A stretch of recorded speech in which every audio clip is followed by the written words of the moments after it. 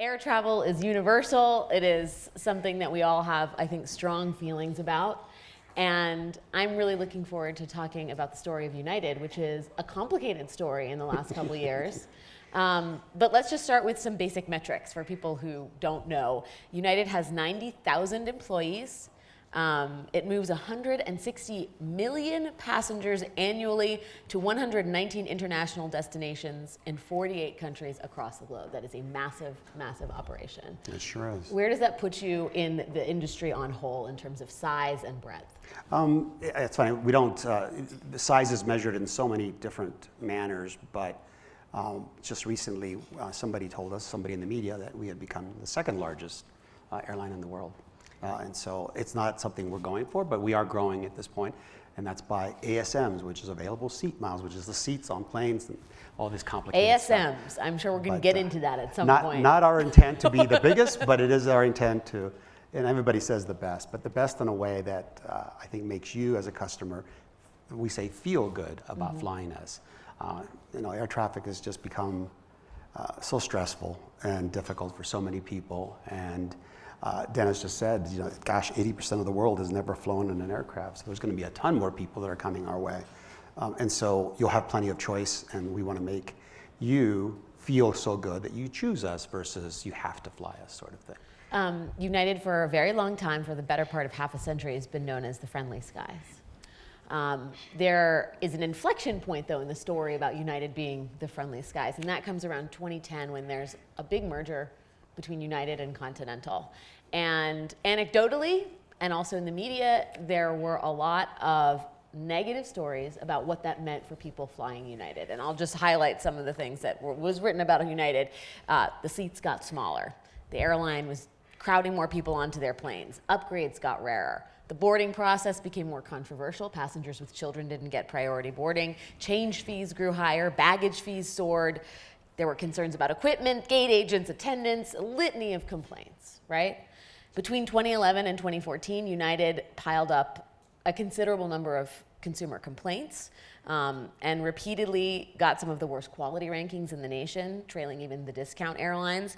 And then internally, there was downsizing, there was furloughing, employees were not happy. Enter you. I'm glad you prefaced it that way. Yeah. Well, I mean, the people who have been longtime United flyers tore up their Mileage Plus cards. Yeah. What happened? I think, first of all, mergers are difficult, and decisions have to be made in mergers that there's two of everything, and you got to pick one. And in that process, people are going to be upset about it. Integration, both systems, people, culture, environment, work rules, so on and so forth, is also difficult. So it's a difficult time. What you can never forget, what you can never, ever, ever forget, especially in a business like ours, we're in the business of serving you as customers individually. And if you don't, it's a trite and old saying, but if you don't take care of your employees, they're not going to take care of your customers. And everybody says that, hardly anybody actually does it and does it well. So I think the first aspect of it was to recognize exactly what you just went through. I took a full page ad in the Wall Street Journal, and I just said simply in bold, big letters, "I'm sorry." Had nothing to do with me, doesn't matter. You valued customers have been treated wrong. And so we put that out there, and there was a lot of controversy about that. But again, the human dynamic of what we do as a business is to treat you and make you feel well. And when you acknowledge what you just went through, it's like, it makes you feel like, well, at least the guy gets it, right? And they're Was that controversial to take out an ad saying, "I'm sorry"? Everybody, you know how this works. The bloggers and social media, everyone has an opinion on everything. And that's what you have to persevere with your physical, tangible, human knowledge of human emotion and dynamics. And it's like, if you've been wrong and somebody says they're sorry, invariably you're going to say, "All right, thanks," because that's a start. Now prove something to me. That's good, but you can't just start working it the other way. Did that internally too. My first letter to our employees exactly said those same things. We have forgotten about you as individuals. And we have labor unions that are very large, and 90% of our firm are unions, and we had unsolved contracts, and it's just a host of duties that we had to work through. So it was about reconnecting and regaining trust of folks. and which sounds good to some of you, but if any of you are in the investment community and you're investing and the stock has been not doing great as well, and the first thing that comes out of this guy's mouth is, we're going to regain the trust of our employees and our customers, and they're like, the hell does that mean? Right. What the hell? Where does that compute in my balance? What the hell did that mean? Well, and what it simply meant is that we can't get better, we can't invest, we can't move forward, we can't grow without 90,000 people, in essence, rowing in the same direction. And we did not have that. Over time, with all the litany of issues during the merger, people had learned to follow their own way. In the absence of direction or information, the void gets filled. It's like, what do you do? Okay, well, let's do that. And so everybody was working in different ways. We had no strategy, we had no initiatives, we had no internal goals about things. Was there a sense of unity, of shared purpose? I mean, if you call animosity and like anger. Unity, yes, we certainly had that towards management, and to a degree, it was rightly placed.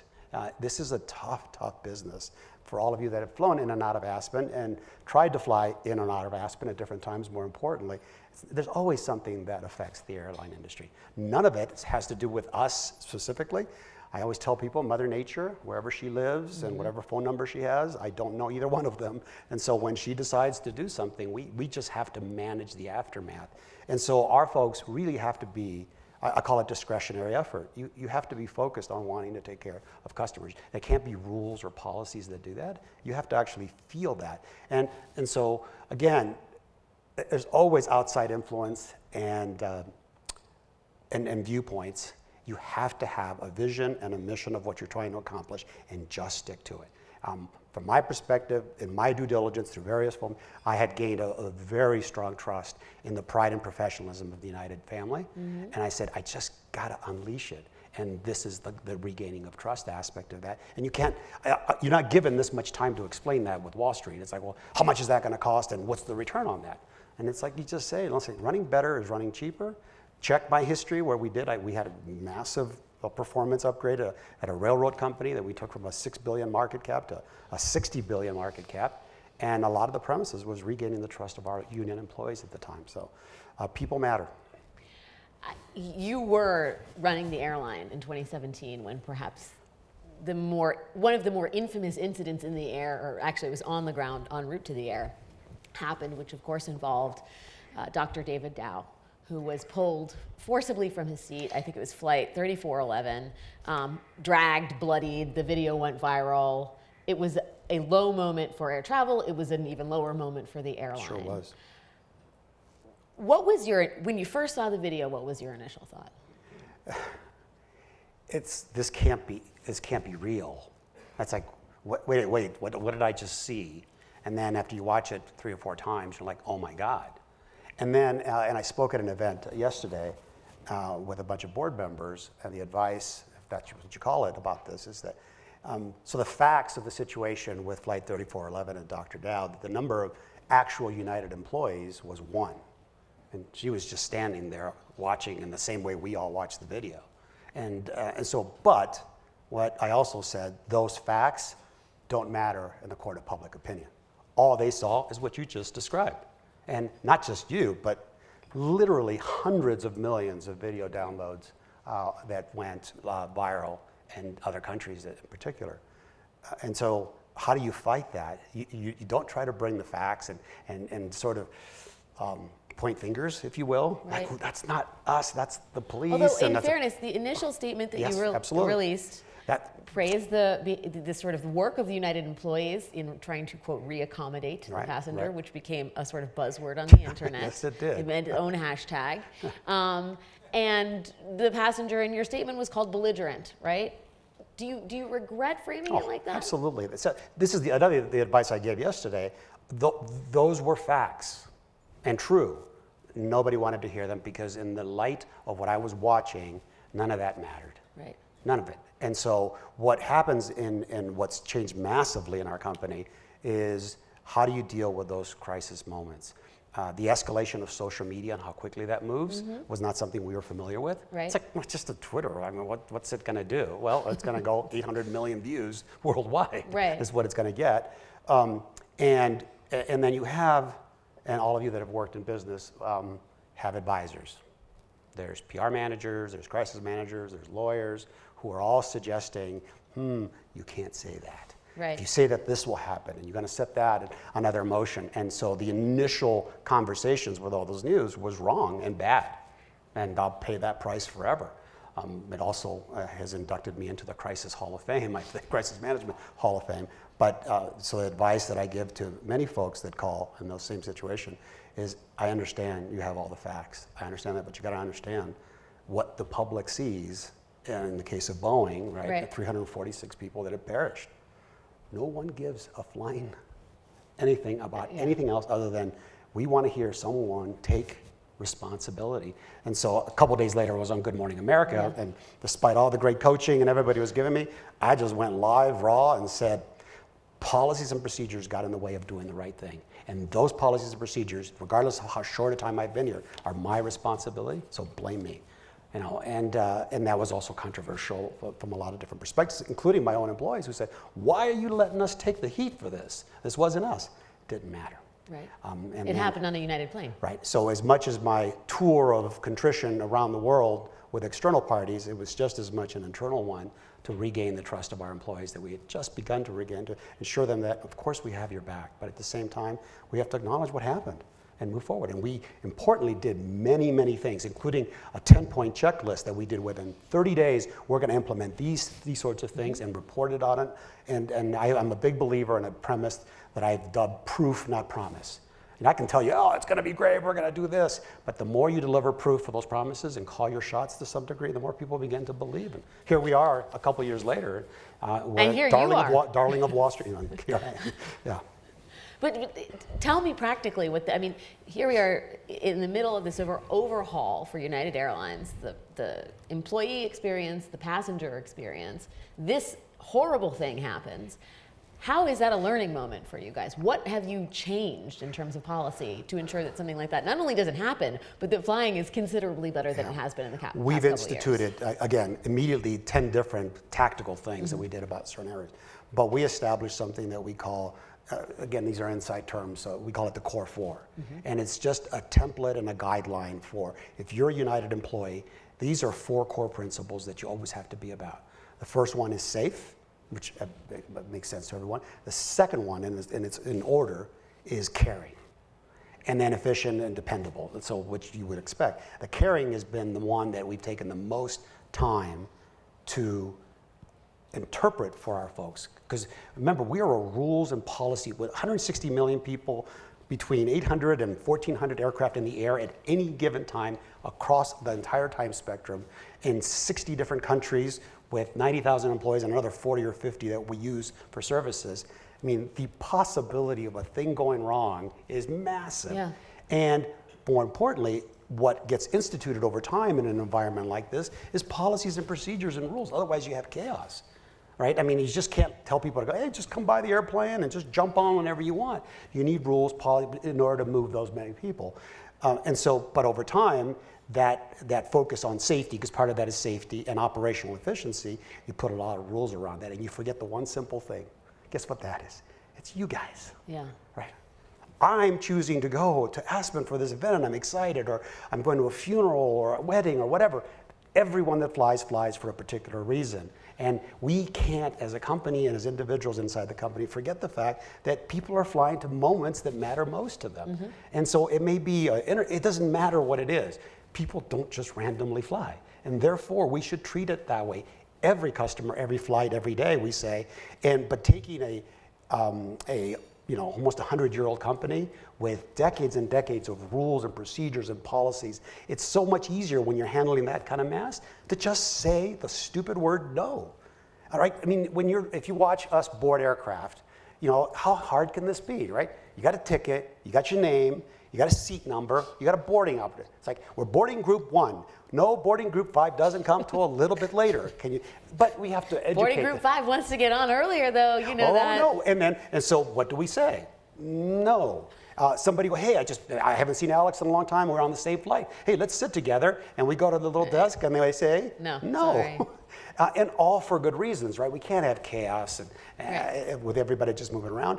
You want to bring your 6-foot peacock with you? We're going to say no. So there are reasons. Good to know. There are reasons we say no, but how do we do it in a more caring way? So last night coming in here, I'm flying through Denver, and we've instituted something called Connection Saver is the term.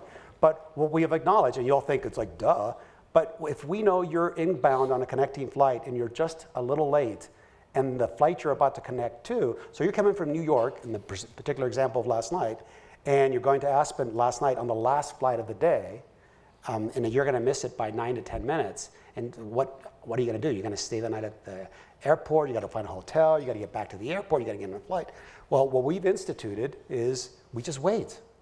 And so it was 10, 15 minutes that we waited. We still got here early. We saved 9 people who were so happy to do this. Now you say, well, that's obvious. Why wouldn't you do that? Because the world you judge us on is metrics that say on-time departure. Right.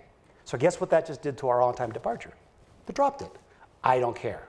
Because we're saving literally thousands of connections in doing that. And the world will have its heyday with us when our on-time metrics, as reported by what we call D0, departure on time, will drop. Oh my God, there goes United again. But there is no measurement for the fact that we are literally tens of thousands of connections are being made, and that values you as a customer, right? And that's you're getting applause from the audience already. And that's the difficulty of this business is there's just no good deed that goes unpunished. Right. It's like well, but there's a strategy underlying this too. It may be a human-focused strategy. It may also be the sort of anecdotal evidence. People telling people, you know what, and they held my United connecting flight, outweighs whatever air travel insiders are saying about on-time departure rates, right? But again, it's a tough world.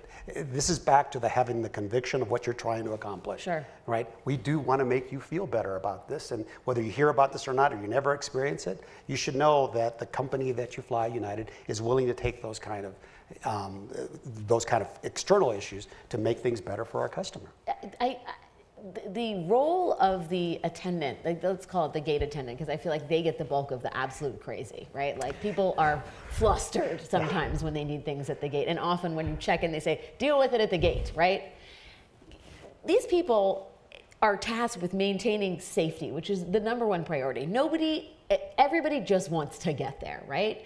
But overlaid on all of that are these emotional sort of battles that people have in the air and on the ground. How do you train your United employees to be able to deal with the sort of technical know-how to get these planes off in the air and landed safely? And then also the sort of bedside manner that they need to have to deal with angry customers. I mean, we're talking about a particularly fraught time in air travel. It's become a sort of placeholder for a lot of other issues in society, including inequality. There's a 2016 study that shows physical inequality on airplanes, the presence of a first-class cabin, perks like that. Egalitarianism. What's that? Egalitarianism. Exactly. Everybody wants everything. It's associated with more frequent air rage incidents. People see that at their doorstep and they get mad.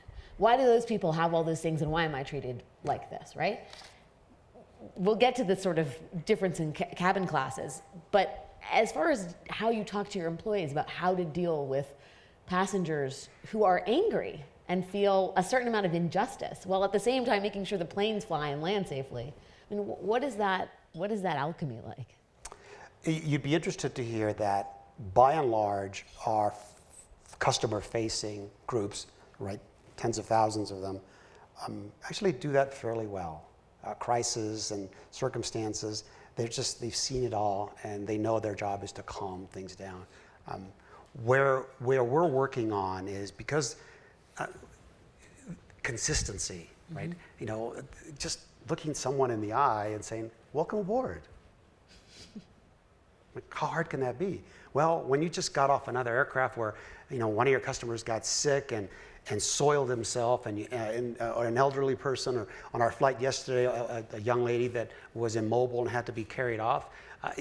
All these things that they do are so heroic and so difficult, And you sometimes get pissed because you didn't get your coffee at the exact time that you wanted it. Right. And so, or your seat assignment that you wanted. all those things. And so what we've done, again, back to this concept of proof not promised, I have to promise our employees that we understand this public and how things are changing. So what do we do? So this year, we are bringing all 26,000 of our flight attendants in small, intimate groups of 800 to 900 people at a time, because it's such a massive organization. And we're spending a couple of days learning from each other, giving them guidance on things like this, how to be more friendly, how to deal with crises, because there's still two work groups. There used to be a United and Continental, and we just finished that contract. 7 years later, we finally merged them, and they don't know each other to some degree. And again, back to this concept of human dynamic and understanding how people work together, I don't work with you if I don't know you. So we're bringing them all together all year long, big investment on our part to do that. But you do that by constant conversations, incredible level listening skills, and enacting tools that make it easier for them. I have a relatively tenured workforce, and so how do I make the boarding process easier? Things are always going to. How do you make the boarding process easier? Well, we just introduced something called Better Boarding, and we did 6 months of listening to our gate agents to see what would make more sense for them.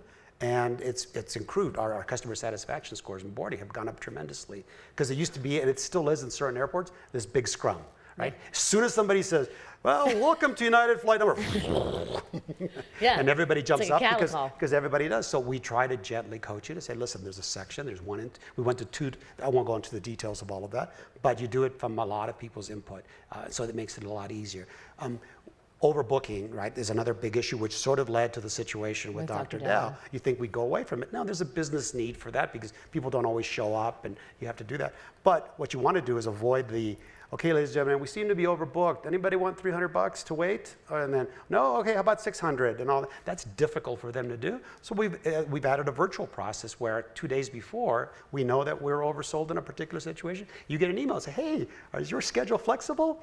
And would you mind? And then in what you find in a big aircraft, there's plenty of people. It's like, oh yeah, you know what? I can leave earlier. Oh no, actually, I want to leave. And they're not at the airport already. They're not at the airport. It's 2 days ahead, so there is no plan. And then so that flight's going to get off on time and perfectly with no emotion. And people that have been moved somewhere else moved on their own volition. And if indeed you need to, we can go to an auction process of how much would you take. And so we do it all ahead of time, so there's no physical sort of altercation, if you will, in the process. We want to avoid physical altercations at all costs. I do wonder, though, if you see what's happening in first class cabins, which is the premium has gotten more premium, and it feels like the economy class experience has gotten more squeezed, right? There are now tickets that cost the same as economy tickets would have 10 years ago, but have fewer perks. And by perks, I mean overhead bin space. How do you make people feel like they're getting a fair shake in the experience if they're not in the premium cabin? And do the perks of the premium cabin, I think, create a false dichotomy? So that's a broad and philosophical question that I don't like to delve into, and only from the standpoint. So here's what we do, and here's how we think about it. It is a very competitive business, and in order to compete, you have to offer levels of services and different classes that are comparable to others. It's an important part of the world. And segmentation and marketing strategy in theory is an obvious thing. Not everybody can buy Starbucks coffee, and so there's lesser brands of coffee. And so the trick is to be able to offer all those different segments. So we have 5 segments on our aircraft, from something called basic economy all the way to our business class. And what we have made a really big effort to do is, because we operate in very large business cities, which is the predominant aspect of our revenue comes from that front cabin, because it's a lot of people traveling on business. And so the other segments are someplace where we've decided, so we just opened up our TV services, so we've just made TV free for everyone in the back. Our new aircraft are going to be delivered with screen back IFE, we call it, a screen for you. Some people say, a screen in the back of the seat. But people say, well, we don't need this anymore. We have our own devices. That would be wrong. It's amazing how, especially the millennial sector and our focus groups and research, want both. And as I walk around, do? yes, They absolutely. want a TV screen. Absolutely. How millennial? Absolutely. That's exactly. So, and there's those. That's the next upcoming generation in large numbers. Sure. It's going to be flying our aircraft. But even more importantly and more human, I and my team walk around in an aircraft, and where we have the TV, you see who's actually watching it, and the family who's spending all of their money on this one flight to go down to Disney. Those are the folks, those kids are sitting and mesmerized by a TV in the back of their thing. They don't care what the programming is. It's just something to distract them. And what I see is kids focused on something else, and I see more importantly parents not having to worry about their kids. And that means a lot to me and our family at As United. the mother of 2 under 2, I thank you for this. Right. When I used to travel before all this, when I had young kids, I would always introduce them to the person in front of me. It's like, hi, these are my children. They'll be bothering you for most of the trip. Yeah. And then the person's like, ha. Preemptive diplomacy. It's the only way to survive on there a plane. There you go. Oh, there's a term for it. I like that. Do you fly economy? I do. This will sound, I always hesitate in open forums. The front of the cabin always knows who you are. And Sure. you and I talked about where I sit. I have to sit in an aisle because otherwise customers and employees will reach over someone to talk, and they're not always courteous about it. So I always sit on the window. I also get up and walk around all the time, so I rarely sit. I'm not really allowed to sleep or eat because someone always takes a picture of that, which is weird and awkward. But the further back I go, the less people know you. And so it's actually more comfortable sometimes if I do need to eat or sleep. Right. Well, but again, as we talked about segmentation. Yeah. I'll make sure I take legs from basic economy, which is the same seat but just different frills, all the way to economy plus. In fact, I just flew across the pond we have a new, premium economy plus aspect. So it's kind of like first class transcontinental, but across the pond. And so you fly to see how it feels like. Yeah. And so it's important. do you feel confident in that basic economy experience? Yes, it's doing well in some business things, but people don't always know what they've bought. It's such a price-sensitive business.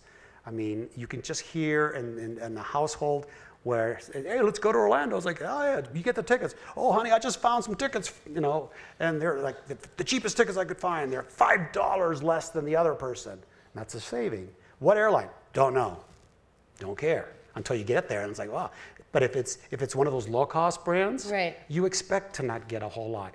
You buy that same. Our basic economy competes with the low-cost carriers, and so we offer the same basic ticket price. But with those low-cost carriers, you have to pay for your bag. You have to pay for seat assignments. You don't always get reaccommodated if something goes wrong. We do that. But people show up, and it's like, well, wait, I didn't know I had to pay for this. And it's like, yes, you did, because when you bought the ticket, we have like 5 huge red hands on our website that says, you just bought something that doesn't allow you to do this, this, and this. Do you get it? Yes. And then we do it again, and then again. And then you get to the airport, it's like, I never heard that. Right. And then more importantly, our outside channels or our online travel agencies don't always, so when you ask about basic economy, the big issue we're trying to solve for is people are just unaware of what they bought, and it backs things up in the lobby. It makes people irate and angry. And it was as a family with your 2 daughters. Sons, I'm sorry. They're even more difficult than daughters. Well, you show up at the airport with this fare, and it's like, what do you mean I can't sit next to my kids, right? So a mom, United won't let a mom sit next to her kids. It's like, no, not quite that way. You bought the ticket that said you should have, but you didn't. So our people try to work around you and try to make. What frustrates you about flying? I think a bit of the lack of empathy, not for us as employees, because that's our job.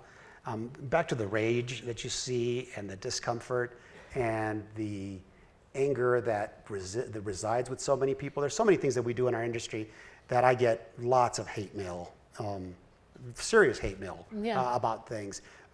But you talked about, we never boarded children. We board people in the military and families with children first, period. I was at a big DC event, 5 times this size. Somebody in the audience says, I'm a whatever level he was, and went on about how much he flies. And he goes, how dare you, in essence, board all these other people before me? I'm your important customer. Why would somebody else board before me? And that's how he feels. And I couldn't help myself. I said, sir, well, which of the two do you have a problem with? People in the military or families with children?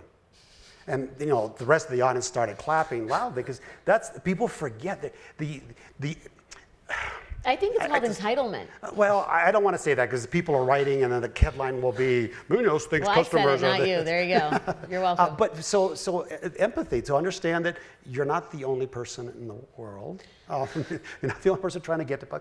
On the flight last night from Aspen, there was an individual who was quite upset that we were going to wait for those customers. And you could hear it, and I could see it, and they knew who I was. So I just looked and said, happy to talk about this if you want, to some degree. This all happened to some degree. Well, this all happened afterwards. Yeah. So afterwards, I stayed behind because I was talking to the crew, and this person came up to me, and I could see him.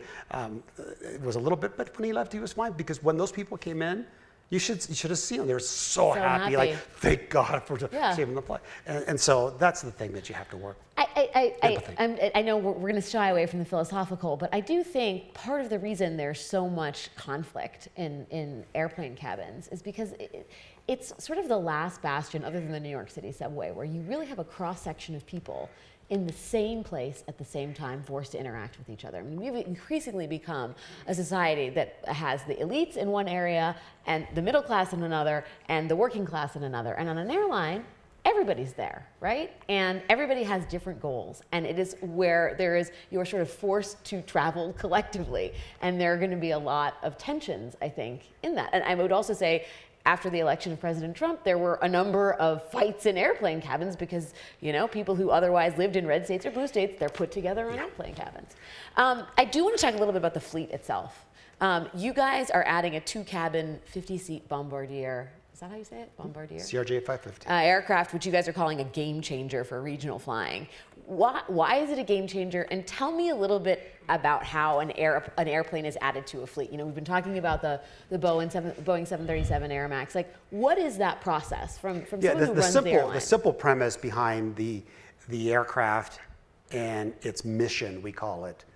If you're going a short distance, back and forth, it requires a certain kind of aircraft. If you're going long haul across the world, it requires a bigger aircraft with lots more room and space. So that's the basic aspect. Then it comes to economics.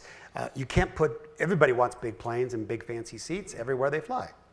The fact of the matter is there's not enough demand for some places that you just can't economically justify the cost of that aircraft around only half the plane being filled, sort of thing, and even at low rates. So that's the basic broad premise. And then putting the aircraft in its right mission. One of the things that we used to do at United before me is let's take 2 big markets, Atlanta, which is a Delta stronghold, and New York, which is a combination of all of us. Because Delta is so strong in Atlanta, we would take our planes and make them smaller and smaller. And so if anybody from the business community wanted to fly at United, they wouldn't, because it's like, I'm not getting on that small plane when the competition has bigger aircraft. So we had to reintroduce bigger aircraft in that space. So there's always a constant strategy around that. The 550 is a game changer because we have the smallest aircraft we have, it's a 50-seater. It's a CRJ 145.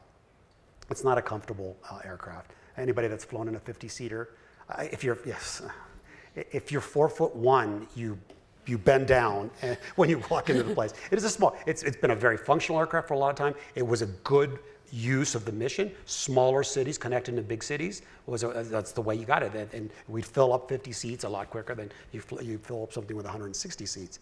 But over time, the aircraft is just kind of moved along. We need something more comfortable. So we're creating this 70-seat aircraft, shrinking it down to 50, given a real first class or business first, and then a better economy, better seats, better accommodations. Where's it going to fly? And so it's going to fly in small cities that connect them to the big cities. So right now, if you're in St. Louis, Missouri, and you want to go to Europe, you can't go from St. Louis. You're going to have to connect somewhere. So you're going to have to go to Chicago more than likely. Right now, from St. Louis, if we only have small planes, and then you connect to Chicago, and then you get on a big plane. But if somebody else, one of my competitors, has a larger aircraft, I will take that, and then I will likely take them also on the longer route. So I'm not going to go United one route and then somebody else. People just don't do that. Right. So what the connectivity of this makes sense, because now one of our customers in a small city wishing the United brand and experience throughout, I get on this 550. I'm very comfortable.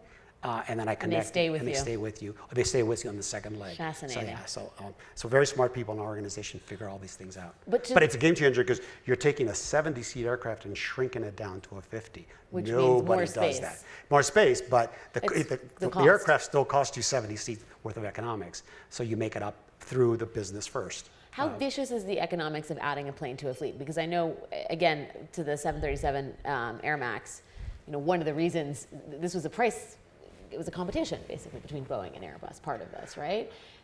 I mean, it seems like I don't know the economics of it, but explain, if you will, like when you're evaluating whether you're bringing a plane into a fleet. So I think the basic economics there is there's a cost to what we call complexity.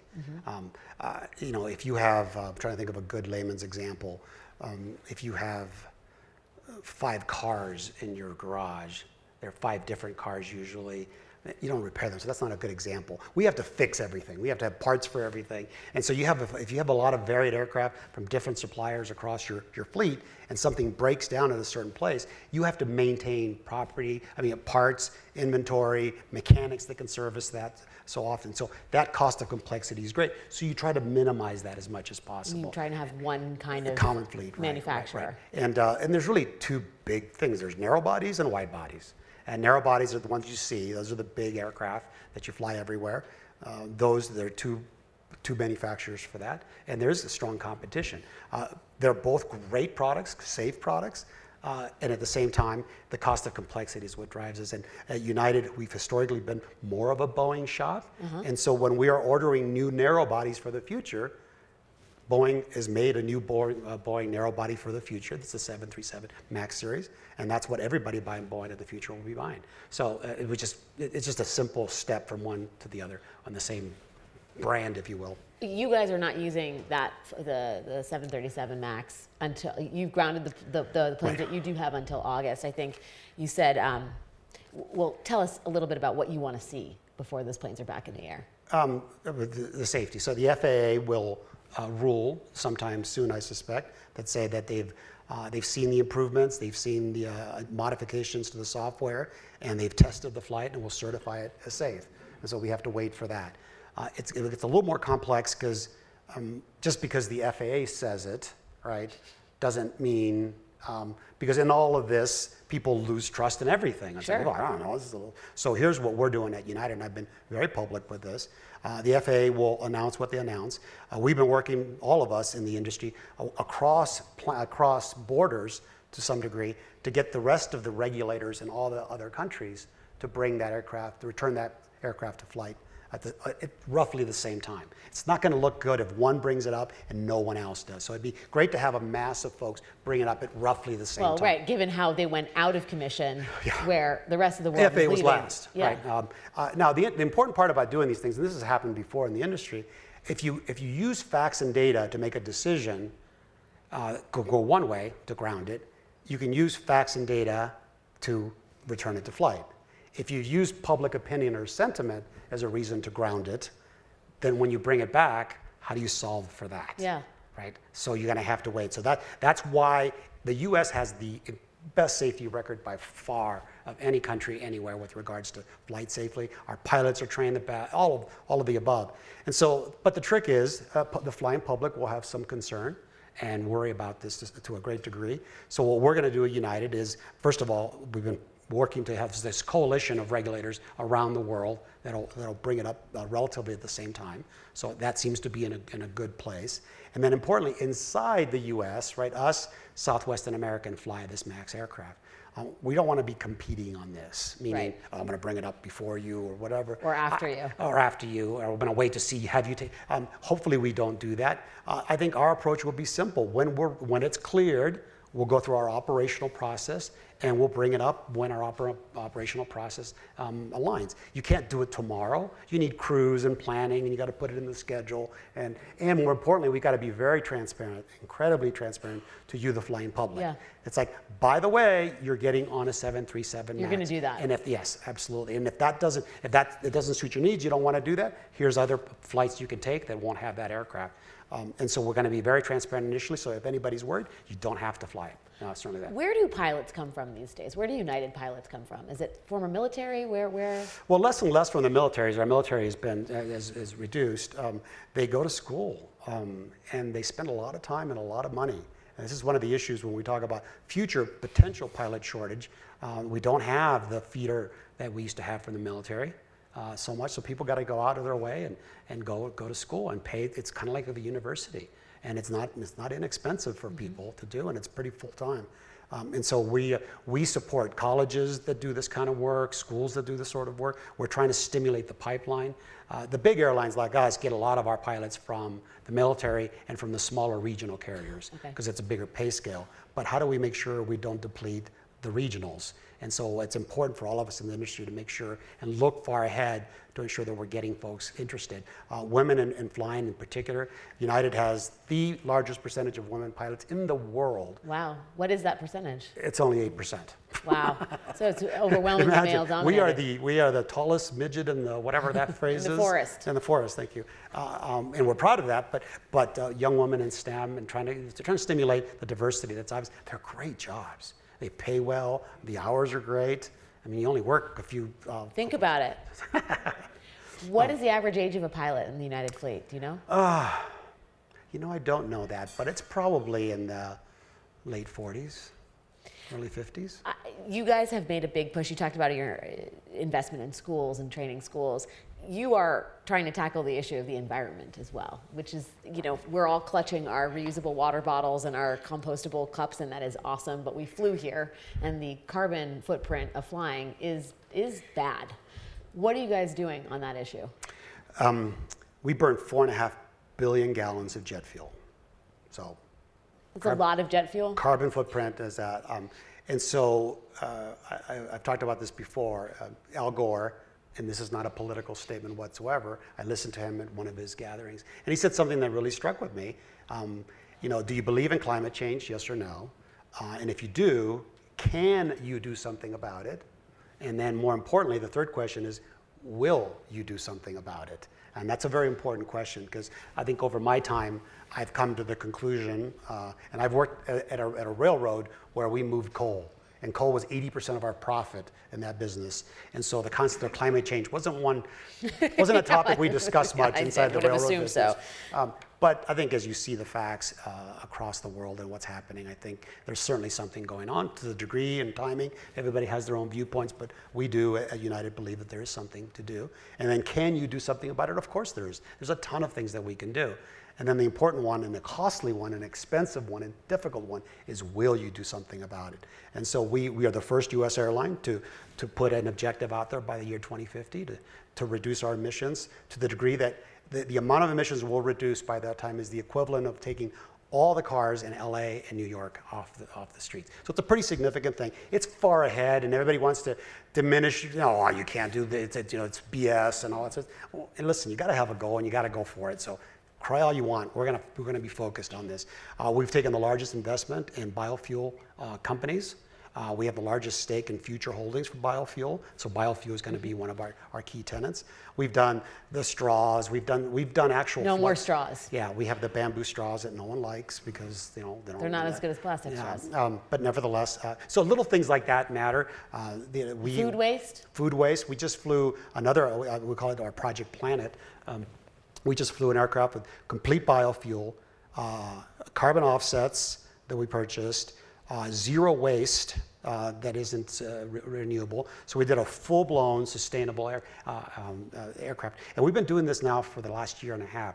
We don't talk about it a lot. We put all the right things out there, but there are some other folks that really make a big issue about doing actually not as much as we do. And so at the event we were at yesterday, I suggested to one of the key ardent supporters of sustainability, and he cited some other companies.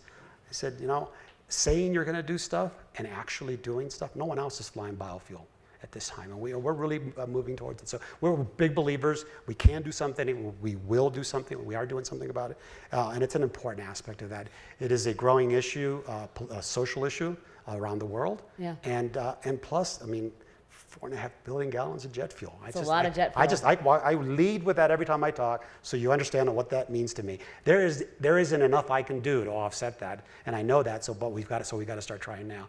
And since we've done our thing, another major airline in the U.S. has put out some of the same objectives. It's become an issue of conversation and worldwide aviation strategy and focus. So the industry is trying to change. Yes, we need to.